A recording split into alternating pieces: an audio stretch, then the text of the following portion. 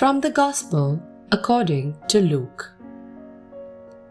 Jesus told his disciples a parable about the necessity for them to pray always without becoming weary.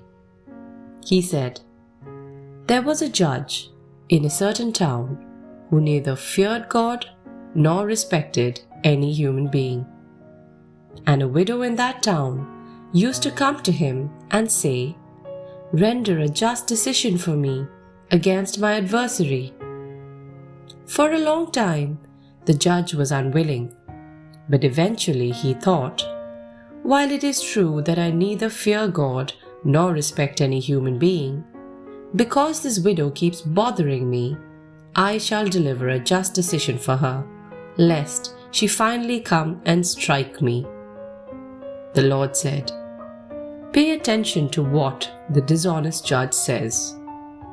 Will not God then secure the rights of his chosen ones, who call out to him day and night? Will he be slow to answer them? I tell you, he will see to it that justice is done for them speedily. But when the Son of Man comes, will he find faith on earth?" This is a serious question. Let us imagine that the Lord came on earth today. Unfortunately, he would see many wars, much poverty, and many inequalities, and at the same time, tremendous technical achievements, modern means, and people who are always rushing, who never stop. But would he find someone who dedicates time and affection to him? Someone who would put him in first place?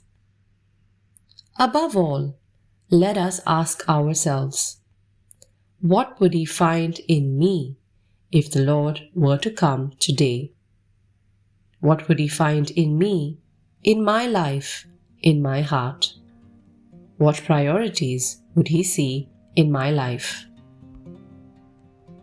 We often focus on so many urgent but unnecessary things. We occupy and preoccupy ourselves with so many secondary realities. And perhaps, without even realizing it, we neglect what matters most, and we allow our love for God to grow cold bit by bit. Today, Jesus offers us the remedy to rekindle a tepid faith. And what is the remedy? Prayer. Prayer is the medicine for faith. It is a tonic for the soul. However, it needs to be constant prayer. How often we send text messages to the people we love.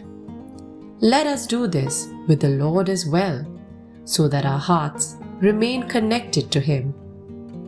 And let us not forget to read His responses. The Lord always responds. Where do we find them?